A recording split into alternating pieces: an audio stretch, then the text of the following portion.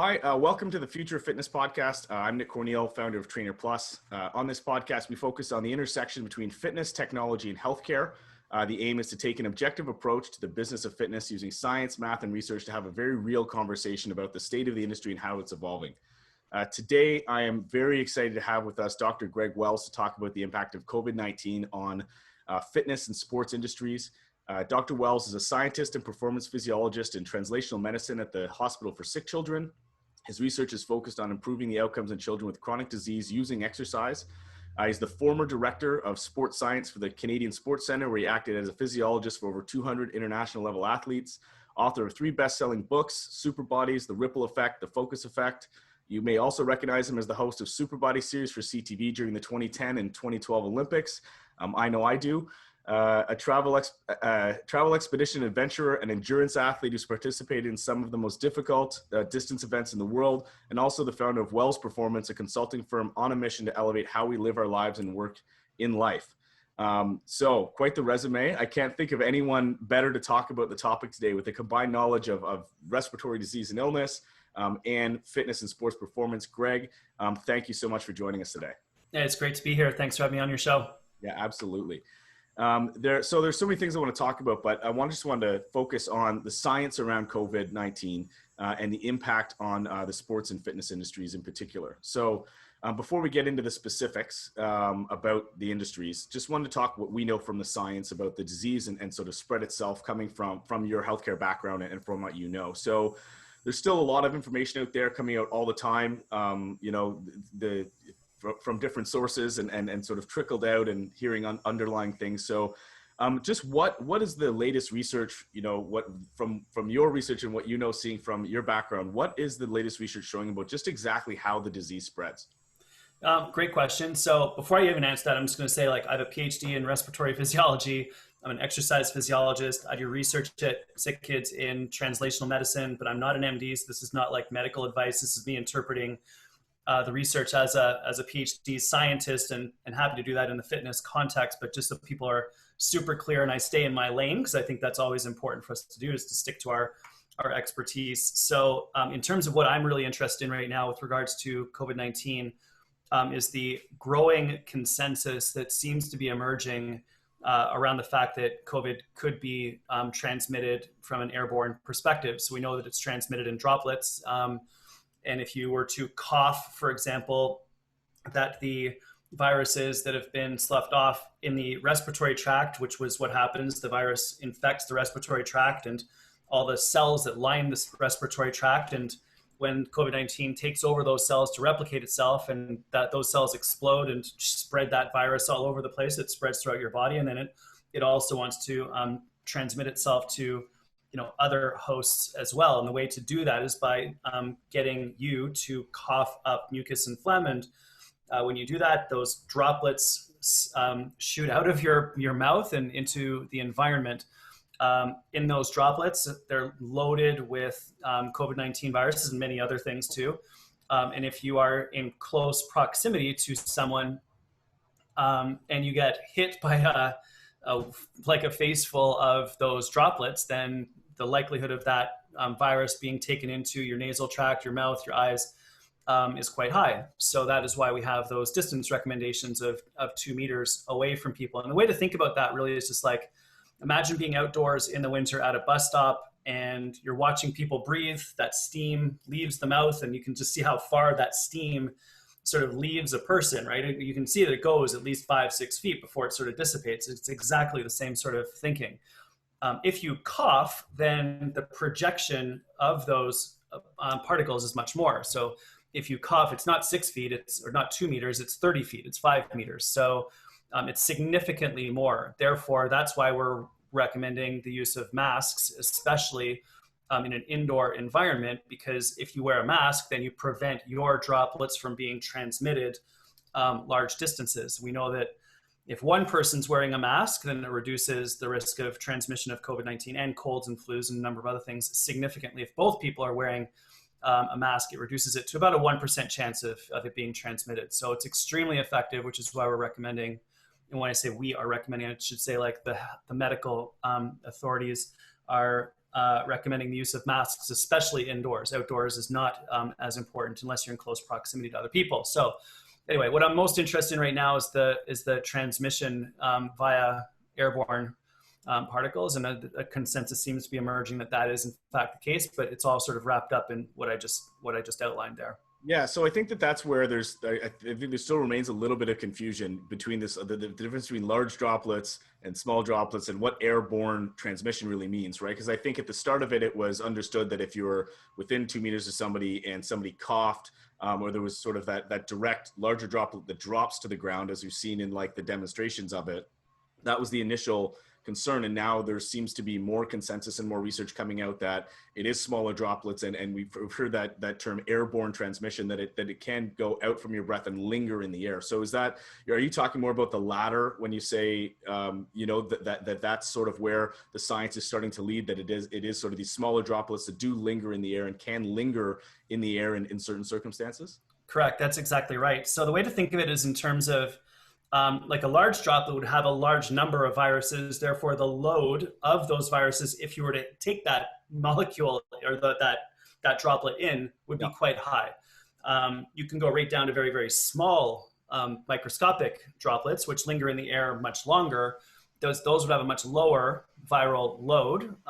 But if you're exposed to those for a longer period of time, the load could end up being the same. So it's sort of like one large droplet in a short instance, or many small droplets over an extended period of time. You end up in sort of the same scenario with the same viral load. And it does appear that the overall load of your exposure is a factor in determining whether or not you become infected with COVID-19.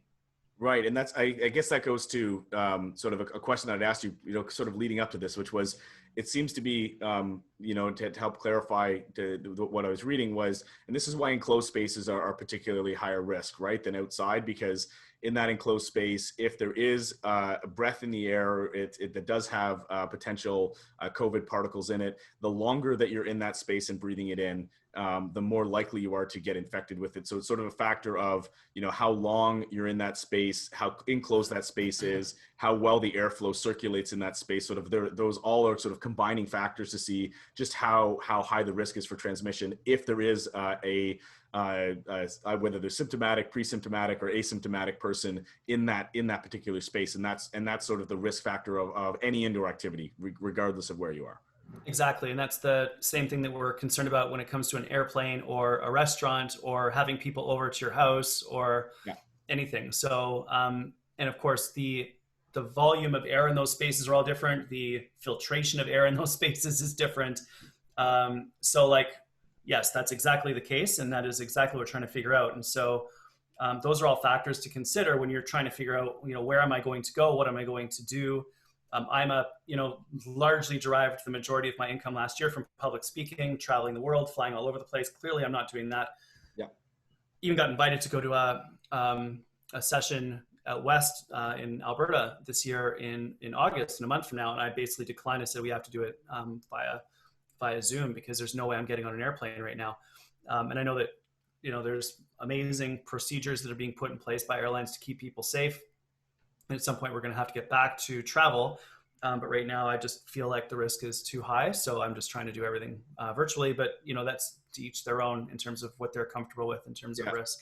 I think I was reading somewhere that in an airplane, the air is completely recirculated every 12 minutes or something like that, and from outside air. So that was one of the factors, at least the airplane industry's put out there to sort of, in that equation that we talked about, making it sort of minimal, which, I think we've seen that in some cases. I've heard a lot of, for our topic today, the fitness industry, I've heard a lot of gyms who've increased their HVAC units. They're really looking at that. A lot of times they're bigger spaces and there is decent air circulation, or at least there is an increased air circulation, as opposed to somewhere like, restaurants and bars. And, you've seen some of the infographics and stuff from earlier on in the pandemic, where you saw how certain spread happened in restaurants based off of airflow from an AC and stuff. So I think it's good to get some of that clarity and everyone kind of just understanding what those risks are and how that factors into some of the guidelines and some of the rules that people are putting into place now. So what do you think is the most important thing for the public? How does being active and having a regular fitness routine impact individuals relative to COVID? So it's a really interesting question, and we're so early on in this that we don't totally have a complete answer on that one. And I think that's really important for all the gym owners and the fitness professionals listening to just remember that science is an iterative process. It's not like you do one study and it's the answer to everything. It's like you do one study that builds upon another study that builds upon another, and then eventually you end up with a consensus looking at a large body of data that seems to indicate in general this sort of thing seems to happen. And so in terms of what we're generally seeing is that in like very, very generally, it appears that the healthier you are, especially when it comes to obesity, metabolic syndrome, and type 2 diabetes, that being healthy is protective, and that obesity, type 2 diabetes, and metabolic syndrome appear to be risk factors for an increase in your risk for mortality and severity of illness from being infected with COVID-19.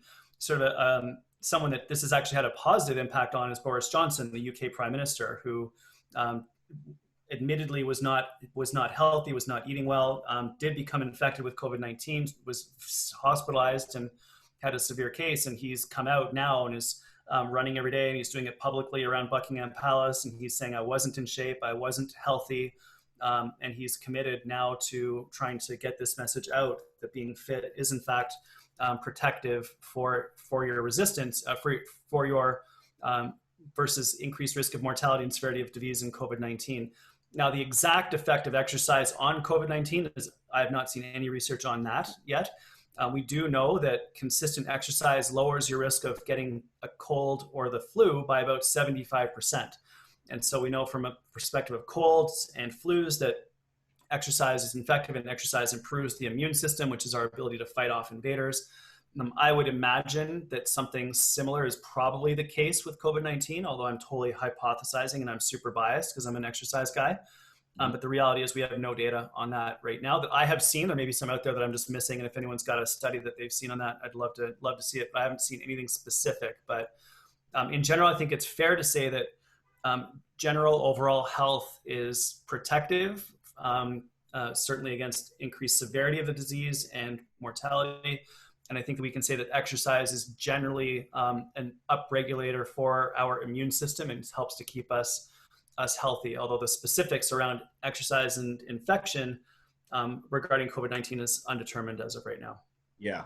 Well, and I think that that's been one of the silver linings, or one of the positive things we've seen with this is definitely, I think people have become a lot more aware of activity and sort of the exercise as medicine ethos, and how it does help. You've seen people, hear a lot of stories about people getting more active. And I think that that's also, they've been finding new activities. And I mean, as it relates to what we're talking about today with the fitness industry, I think it's one of the it's a double-edged sword for the fitness industry, where people have been missing the gyms and they see that, but at least, and they found alternatives to like how they can work out at home, how they can walk in the park or bike or do other activities to stay active and fit that weren't just in that routine of going into their gym. But at the same time, it's presented the fitness industry as sort of, how important it is for people to be active and fit. And now they're more aware of it. And I think that, from my background and some of the stuff that I've done and some of the research that I've done as well, looking at how a lot of people do need some extrinsic motivation to really not just get moving, but stay moving and get to behavior change. You can see how the fitness industry can play a more vital role in that, albeit it's a very changing dynamic right now that's happening for the fitness industry in terms of how they deal with that. But like I said, the positive upside is I think the public has become more aware, and the idea of being active and being fit as a preventative measure, upping the immune system. I think there's been a lot more awareness that's come about from this, and that's where there is a real opportunity, I think, for the fitness industry in general. So I totally agree with you. Like the really interesting thing that I saw even very early on in this pandemic, when I would go outside for rides, because I love cycling, was the number of families that I saw out riding their bikes together. And I have not seen that. Like, that's brand new. That is like, occasionally you'd see a family out, but it was rare. Now it's like everywhere. Every time I'm out there, there's always a group of, a parent with some kids on bikes, which I just love. I also live in an area of Toronto called the Beaches, where we've got access to parks, and there's way more families out in the parks now than there were before, and kids on the beach, and it's awesome. Some of them even physically distanced, which is great. And by the way, I like the term physically distancing, not social distancing. Yeah. And that leans into another thing you said about what an opportunity for the fitness industry is. And like one of the benefits of being part of the fitness industry and a client of the fitness industry is community. Like that's why Soul Cycle, I think, does quite well. That's why CrossFit did quite well. Although his comments, the owner of CrossFit's comments about Black Lives Matter was, he deserves to be wiped from anything to do with health and well-being, because those were extraordinarily destructive comments. So, but the point being is that when we're in communities, it's easier to work harder. It's easier to get yourself to the gym. It's easier to get yourself to do whatever you want to do on the weekend. It's easier to make the decision about healthy eating if you're part of that community. And that's one of the things that the fitness industry, I think, can help people with, is pulling together people who care about health and well-being, and giving them that community so that it's easier for them to get to their goals. And out of all of this, I think we need to adapt. Like, the world has changed. We do not want to go back to normal. We need to reimagine the future. And although I love being in a gym and lifting weights, I also have discovered that I really like, lifting rocks on the beach. It's also kind of cool. So there's, I think, going to be a balance as we move forward. And it's important for us to figure out what that new balance is going to be. Yeah, I know. I'm surprised, because I've been somebody who's, as a former football player, especially, who's trained for years and years and years. And I think I was starting to take it for granted. And I really miss lifting heavy things. And I'm surprised at how much I'm like, okay, I can only lift my couch so many times, or whatever it is in the alternatives here. So there's sort of that balance of things as it goes. But you're totally right. I mean, I'm in Midtown Toronto. The bike pathway down here, the belt line. I've never seen it. It's almost like too busy that you can't maintain right distances. It's so packed and confined. Or the park just down the street, which I always go and do sprints there and run there.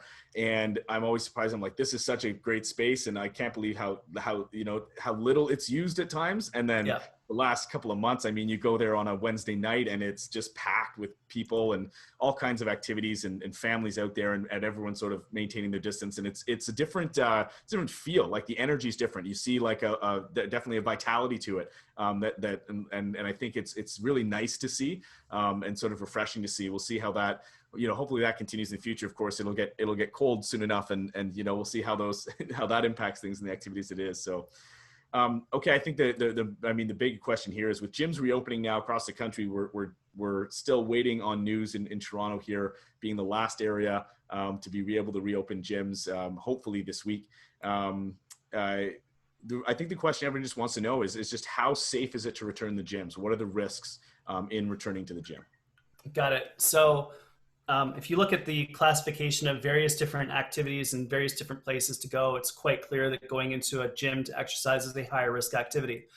And that might not be what everyone wants me to say, and that might not make everybody happy. And a bunch of people are probably yelling and screaming and throwing stuff at their computers right now, or they're turning off the podcast. But the reality is that hyperventilating in a closed space close to other people is a risky activity right now. And that's just physics, And so it's incumbent, I think, upon all of us now to figure out, how do we help people get fit? How do we help people get healthy, and to do so in a safe way? And it's not either or. I think that it's a huge mistake for anyone to consider that it's either my economics or, keeping people safe. And if I'm going to keep people safe, then my business is going to go out of the gym. The reality is that the only way that your fitness center is going to be successful moving forwards if health and safety is the single number one thing that you do. And if you're focused on health and safety, then your gym has a chance, your fitness center has a chance of being successful. If you do not focus on health and safety first, then your gym will not be successful, because people are afraid. And when people are afraid, they make very harsh decisions. And the reality is that we're nowhere near finished with this particular challenge. And we are probably going to have a second wave in the fall. We know that when that happens, that people's fear is going to go back up, and we're going to go backwards. We don't want to go backwards. And so health and safety first is the number one most important thing that we need to be considering as we move forward. So given that gyms and fitness centers are high risk areas, what health and safety procedures can we put into place and rigorously defend so that people can return to exercising safely? And that's a huge question. And if you don't have an absolute clarity around that for your gym and fitness center, and you don't that's how we need to publish that. We need to tell people about it. We need to explain it. A very, very good friend of mine has a gym, as an example of just like a tweak that I would make. And, posted a beautiful picture of their gym on Instagram this morning. I looked at it, I was like, that is a gorgeous gym. And in the text, there was not a word about health and safety. It was like, come and get a sweat on. It's like, great, but like, did you tell me that this is a safe place to go? Because it's the number one thing. People don't see that. They're like, then you don't think it's safe, or you're not focused on that. I'm not going. So health and safety first, and then we have a chance of making this work. Yep, and that's I mean, we'll talk about how the fitness industry needs to evolve. Obviously, that's where I come from, making tech and being you know, the future of fitness being the name of the podcast itself, and something about adapting the business model. If we have time, we'll get into that. But I think that you've kind of come to what I think is important, and part of what personally I've been doing some work on, sitting on the Fitness Industry Council of Canada as a non-gym owner, gym operator, and somebody who can at times be fairly critical of how the fitness industry works and where the focus is, and how the economics sometimes, or a lot of the times, do trump, you know, the results and where the focus is, and seeing people through to where they need to be. But one thing I've been surprised at in the last couple of months is seeing how the fitness industry in Canada has come together around the FIC and come up with a set of guidelines, and which I shared with you to read beforehand. And it was really impressive to see that the focus was, first of all, when the pandemic hit, the fitness industry, before they were told to shut down, that call happened and everyone came together and said, we need to shut down.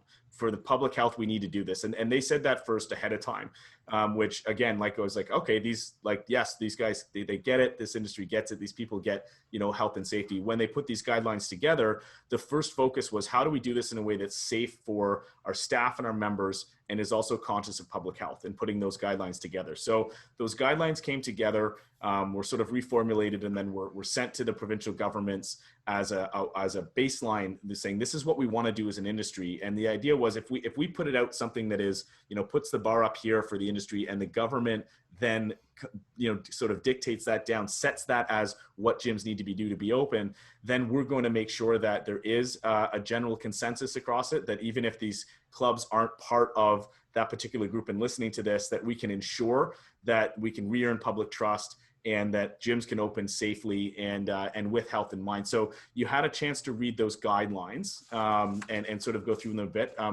I just sort of was curious what your impression of was the guidelines, obviously, and they're different. The guidelines that the industry, the FIC put forward, are different than what, especially here in Ontario, our government kind of put forward as the guidelines. So I was just curious what you thought of the guidelines that were put in place, and how those were, you know, how those will mitigate risk in gyms. So I was generally impressed. I thought that that they were fine. I would have erred a little bit even more on the side of caution, frankly, but I understand that there's a balance to be achieved. So in general, I am in support of them. I think that they're an excellent starting point, and that it would be a challenge to implement them, but I think that that's exactly what needs to happen. I would err even further and structure it just a little bit more, but it's a great starting point. So if people wanted to check that out and read into them, I'm generally very supportive of the guidelines. Yeah. So, I mean, I think they're very conscious about, you know, I think the biggest thing that was there is having people book in, having spaces sort of, designated in the gym that are very confined, having traffic flow be that way. There's sort of built-in contact tracing, as we've seen, because there has been a couple of incidents in places out west with gyms open where a member did come in who was pre-symptomatic and then tested positive, and they were able to notify every member that was in the gym at the same time as that member. So it's sort of been shown that there's been some real effectiveness with contact tracing relative to other industries.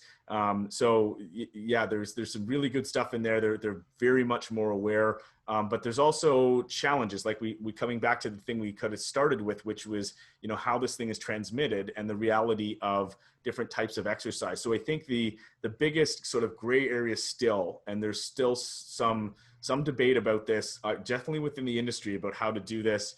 But again, like my goal here is to get an objective perspective about this from your background. So talking about the risk of doing strength-based activities versus aerobic activities, and sort of how those things balance. And we've seen different physical distancing rules in different provinces, not here in Ontario, but in different provinces, we've seen different rules based off of whether it's an aerobic activity in class or whether it's strength training in the gym. So Just wanted to put it up to you. What's, what is the difference, the risk? What are we looking at in those, so those two activities as we look at them, and how do gyms deal with those, or how should we be dealing with those, I think is the best question.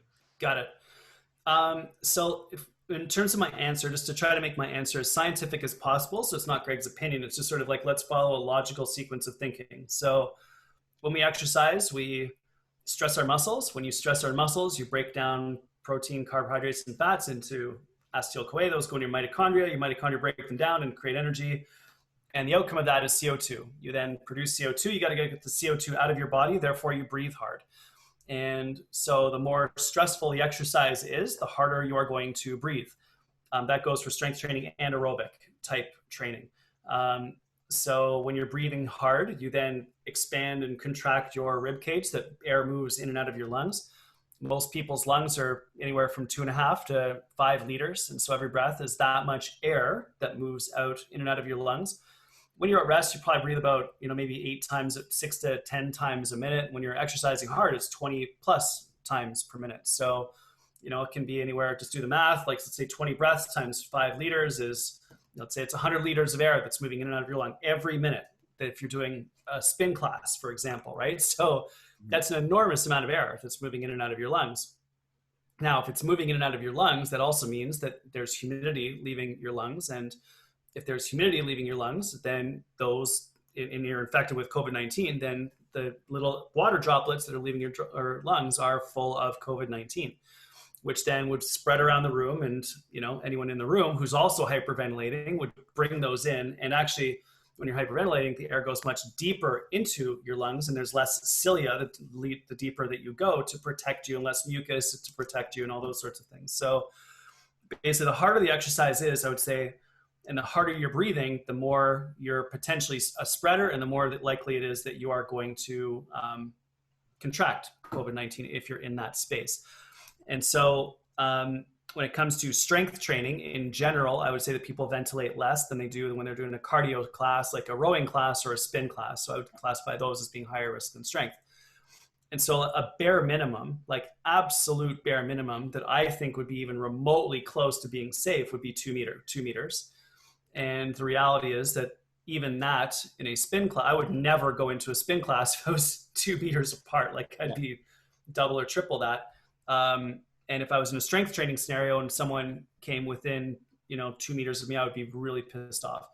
But I think like the 1 meter, spin bikes side by side, 30 spin bikes in a class is just a recipe for epic disaster, given the pure physics that I just described. And it's just physics, right? Like it's not Greg's, it's not political, it's just physics. Like air moves in and out, humidity moves in and out, humidity carries droplets, the droplets go other places, they land on your skin, and you inhale them, and problems occur. So anyway, that's what I would say right now, is that like in a gym, just like anywhere else, bare minimum, 2 meters. If you're indoors and doing strength training, I see no reason why you shouldn't be wearing a mask. I know it's uncomfortable, but it'll prevent the droplets that you're exhaling from traveling very far. I know that wearing a mask in a cardio class would be extraordinarily difficult, if not impossible. Having done gas mask studies on military personnel before, like I've actually made people exercise with gas masks on. And so I've done that work. It's just excruciating. They didn't like me. So that's where I would land on that one. Is like, I think that physical distancing increases your safety, and we need to contemplate that in terms of how do we keep people safe. So that would be like a flow of people through the gym, total disinfection every once in every period of time. If you can radically increase the amount of ventilation that's in your space, that will help. Provide breaks in between groups of people so that the particles can settle, and you can do a wipe down of everything. I think that's probably a good idea. So, obviously washing your hands on the way in and out. Contact tracing is huge, massively beneficial if we can do that. So lots of different things you can do there to mitigate the risk, but it all revolves around, in an exercise perspective, just thinking about how much is someone breathing in that space, with the increased amount of breathing increasing the risk of transmission of COVID-19. So that's, And that's, I think, what we've seen here in other provinces, instead not Ontario, in other provinces, we've seen the aerobic spacing or classes be at 3 meters or 4 meters. Right. And again, it's just sort of this, it's these general blanket policies. And I've heard, I talking to another healthcare expert who wanted to see sort of a more stepped approach to what activities were allowed in a gym, seeing like aerobic classes being potentially at the back of that list because a lot of classes are done in more confined spaces. But there's, like you said, there's things we can do to mitigate that risk. The physical distancing is one thing, allowing the time in between for things to settle. And there's huge disinfecting policies. I mean, it was sometimes it was one of those things that some people in the gym would spray equipment down or not, and now they almost like have staff following you around with disinfectant bottles, and like the second you touch a dumbbell, it's going on a red rack that's getting sprayed down and letting rest before it goes to the green rack that somebody can use it again, and some policies like that. So it sounds like also what can help, other than just the physical space of how much air and breath is in there, is time as well. Like time limits on how long somebody's in a class or how long somebody's in the gym. Is that going to be a factor? Do we need to see sort of time limits? I mean, I think gyms are doing it anyways because they want to get people in and out on the hour so that they have time to, or in 45 minutes, they have time to clean in between the necks, and they can get as many of their members through in their capacity with their limited capacities. But does that time factor, come in? Should we be limiting times in gym like that? Well, again, it just comes down to ventilation and cleaning, right? So if you've had people in the gym and you want to allow the particulate matter to settle in the gym so that you can wipe things down and clean them, then obviously I think that some time to do that would be beneficial. That depends, of course, on just how airborne COVID-19 and how long it can survive in the really microscopic droplets, because it takes the microscopic droplets a lot longer to fall than it does for some of the larger droplets to fall. That would also depend upon the ventilation. So like as a general practice for people opening gyms right now, I would say can work on increasing the ventilation in your space, work on creating some sort of a financial model whereby you can minimize the number of people in the gym at any one time. And maybe instead of having the large classes in the morning and the evening, you're spreading people out throughout the course of the day with regular cleaning in between. A pattern whereby people enter the gym and leave the gym without sort of crossing paths. Yep. I love the idea of the red rack and the green rack. That's really good. All those sorts of things. Masks for people doing strength training, I think makes a lot of sense.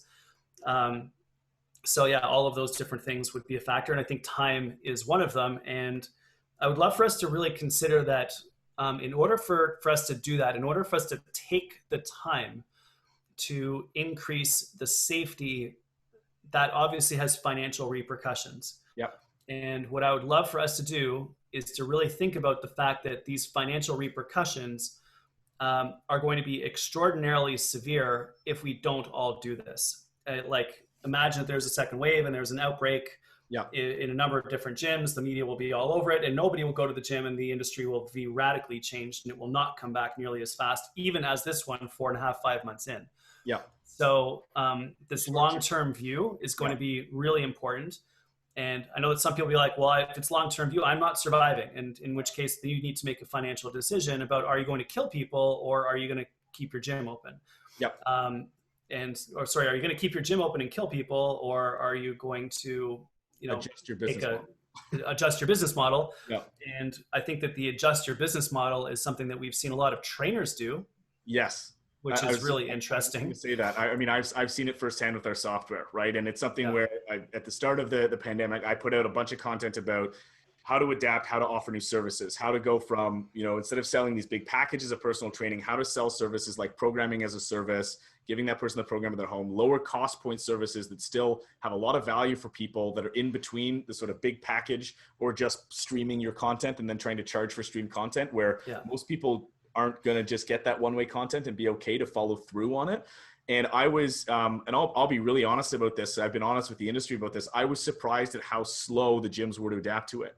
The focus was, oh, we need to get reopened. We need to get reopened. I said, yeah, but even when you reopen, you're going to have limitations here. You're going to have capacity limitations that you're not going to be at 100%. And you were probably barely breaking even, if that, at 100% capacity. Now you're going to be reduced to something like 50 to 75%. So you just have to make that gap up somehow.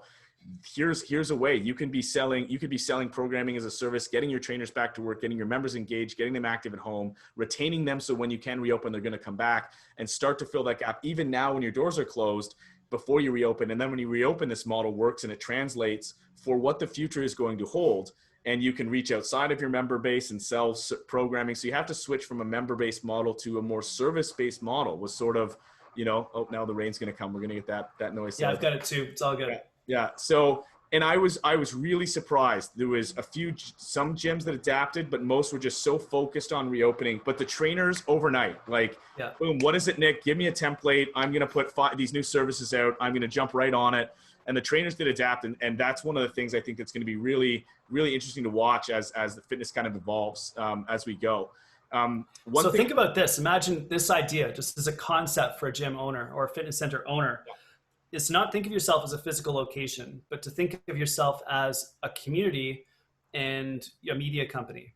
Yeah. So imagine that you are now a media company. Congratulations. You're now a broadcast center. You have a physical location from which you can broadcast, and you have a community of people that you engage with. And sometimes they come to the gym, but the vast majority of time, they're probably going to be accessing you through their phone or through their iPad or whatever it is that happens to be at home, or even their watch in some cases. So it's just a mind shift that we have to do, because the reality is the internet's not going anywhere. Yep. This COVID-19 pandemic has shown us that we can be active outside. It has shown us that we can do yoga in our living room. It has shown us that we can do boot camps at 7 a.m. In our living room or our backyard. And so it's incumbent upon us to create an extraordinary experience when someone comes to the gym that is really worth coming to the gym for. But then how can we support people all the time, everywhere? And I think that will expand your business. It actually increases the number of people that you can touch. And instead of just having 1,000 people that are your client base, maybe you can have 10,000 people. And those people maybe not even in North America. So who knows? It's I think it's a time of infinite opportunity. I think we've compressed 5 years of technological advances into 3 months, which has been excruciating for a lot of people. But I think that the opportunities are tremendous right now for us to really change how the industry works, really increase the number of people that we touch. And think about it, like 85% of Canadians don't get enough physical activity to prevent a chronic disease. It's not like there's a lack of people that need help. So I think we can really start to do some cool stuff. Yeah, and just so the audience knows, I did not, have Greg prepped on this one as I don't know if he's even seen some of the material I've written, because it's just like that goes exactly in line with the philosophy of Trainer Plus, and one of the reasons that I founded the company in the first place was how do we get the fitness industry to rethink this, to take a long-term approach to people's goals. Number one, where they're capturing data and taking having that focus on outcome as opposed to just on the sale at the upfront of it. How does that conversation happen over time? And more importantly, how do they create a more diverse service set beyond what they're used to, which is membership with some classes, and selling packages of training. Well, there's all this in between. You've got 2.4% of the population that works with a personal trainer, which means 97 plus is kind of doing it on their own. And like you said, 85% of people aren't getting enough physical activity, and they don't know, they don't have the intrinsic motivation or the knowledge to sort of build that out. So this is the whole premise of what, my work is based on. So it's I'm glad to have a good advocate. I'm going to have to take some of those quotes right out and throw them on our website as we go here. Okay. So one thing I wanted to you touch base on, and I think people are really curious about this as the rain's really picking up here. One of the things people are really curious about is wearing a mask. And I've seen a lot of, again, misinformation. There's all these, all this anti-mask stuff popping up that, you don't even know where they're getting this stuff from. People talk about how wearing a mask decreases your oxygen intake. So just wanted to, you've done studies on this directly. How much risk is there in wearing the mask, to regular activity? And then how much risk is there, like you said, in wearing a mask when you're doing something like strength training? Obviously, when you're doing aerobics, it's a bit tougher than just like regular strength training. So what are the real risks here of wearing a mask on a relatively healthy person without any, real true underlying conditions that they need to be concerned about? Yeah, it's incredible the nonsense that gets traction on the internet right now. I did a session recently, and someone piped up with a question, and bless their heart for having the courage to actually throw a question up there. So like, I'm not, but, and they were legitimately asking, which is nice. So they were like, so what's the risk for me inhaling my own viruses from my mask? And I was like, I never thought of it that way, but I think that's some of the misinformation, is that you exhale your virus and then you inhale them, and you're poisoning yourself. Yeah. Which is absolutely like ridiculous, because you have billions of these viruses in your lungs. You exhale a few 100,000, let's say, and they get caught in the mask, which means you're not infecting someone else, which is the idea behind wearing a mask, is you're protecting other people from getting what you have. So it's in service of others. If you re-inhale a few of those viruses, it's going to do absolutely nothing to you. So the risk to you of wearing a mask is nothing, zero. Like, even if you're not all that healthy, the risk is zero. Yeah. So if you're wearing an N95 mask with a true seal that you would wear in a hospital, then there is a slight space in that N95 mask where there would be some CO2 buildup, some carbon dioxide buildup, which would make it somewhat uncomfortable. Like, rebreathing CO2 is not super comfortable, but again, it's so little amount relative to the liters that you have. You might have 100 mils of gas in around your face, of which, maybe 2 to 3% would be CO2. And that would be uncomfortable for some people. And so when you do wear a mask, that is a risk, because you might inhale a little bit of CO2. But the way most people wear a mask, which is, just sort of covers your face, but it's not sealed, then that doesn't even play into it.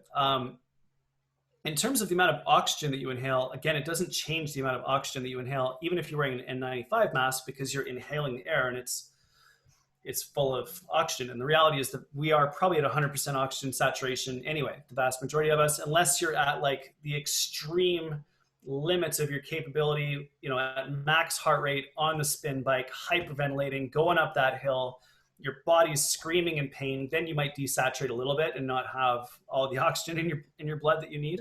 Yeah. But in general, we all have more than enough oxygen. What the difference is that breathing through a mask provides a little bit of resistance, and that's just physics. Moving air through some cloth does present some resistance. That increases what's called the work of breathing, how hard your muscles need to work to get the gas moving in and out of your lungs.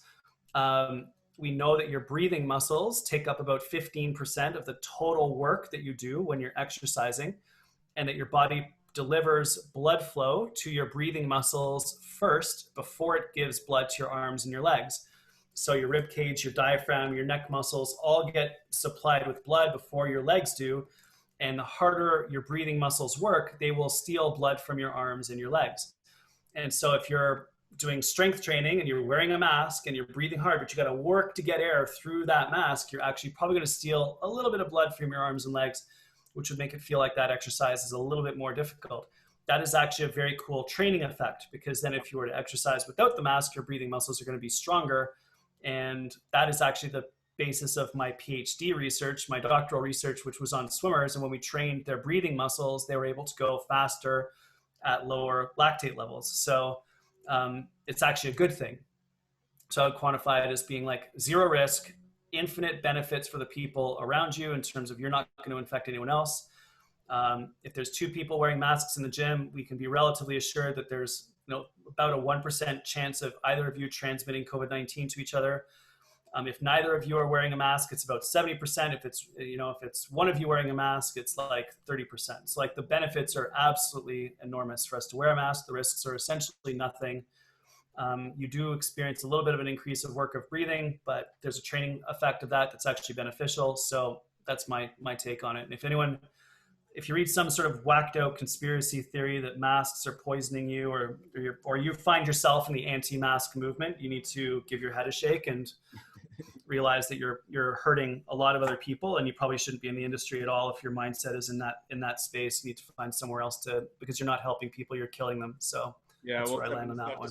The industry, right? I think it's just out there. You've got, conflicting information out there from different places. The media's, runs with headlines on anytime there's a negative thing to be said about, an infection in a gym or a bar or something like that, you've also got all that other stuff on the other side from social media, which is just a whole other, you never really know and trust the source. So I think it's that's one challenge, is where people should be focusing when making their decisions and getting that information and making sure they're getting it from a good source as it is. I know we're pressing up on time here, so we'll have to put the conversation around fitness and healthcare for another day. Yeah, for sure. Let's do another show just on that. You and I could definitely dive into that stuff, and I think there's a lot of cool stuff there. But just the last couple of questions to wrap up the sort of COVID and fitness conversation. One was I recently put out a blog post showing how much more safety measures the gyms had in place than grocery stores, for example, which we're used to going into, and compared all the stuff that people have been doing relative to grocery store, where you can pick something up, put it back on the shelf, it doesn't get disinfected like it does in the gym, right?